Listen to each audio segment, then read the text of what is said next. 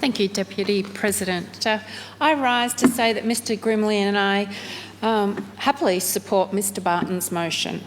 I won't go into many areas extensively canvassed by Mr Barton in his motion and his speech, particularly given the limited time available.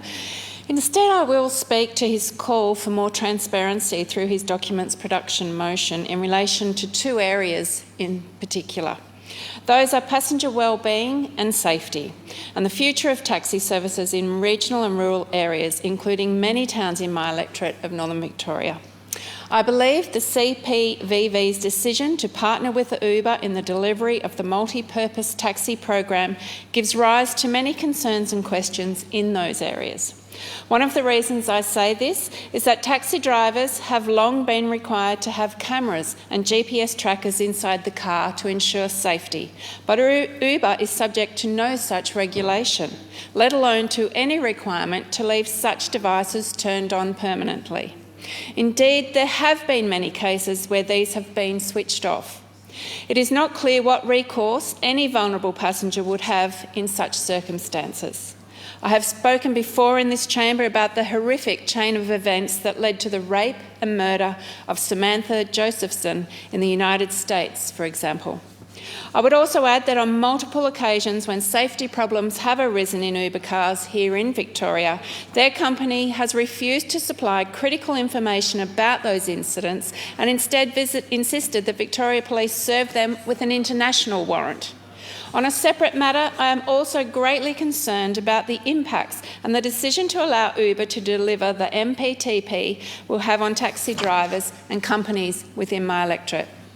For many of those companies and drivers, MPTP work is the backbone of the business and often accounts for up to 50% of their trips.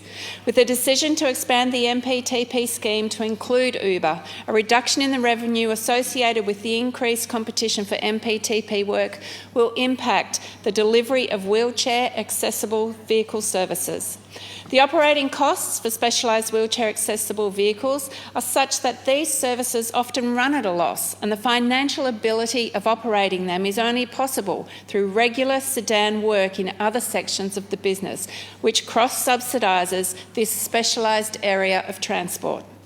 The potential reduction in MPTP work and associated revenue across the fleet will leave in question for many operators the commercial viability of offering WAV services.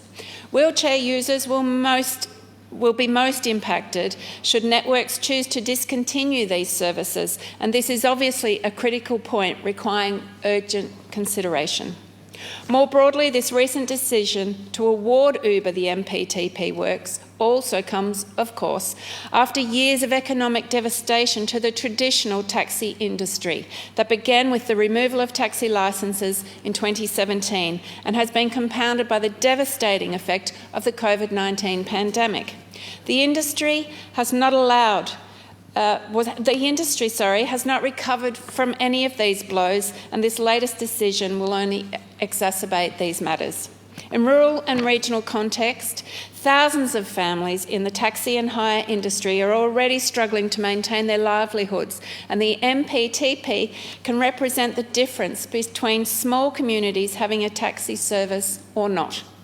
Given all of these concerns and many more, I'll conclude my contribution by reaffirming the support of Mr Grimley and me for Mr Barton's motion, particularly in the interests of public safety and regional and rural services.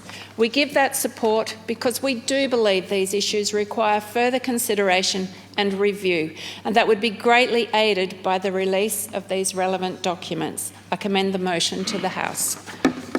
Thank you.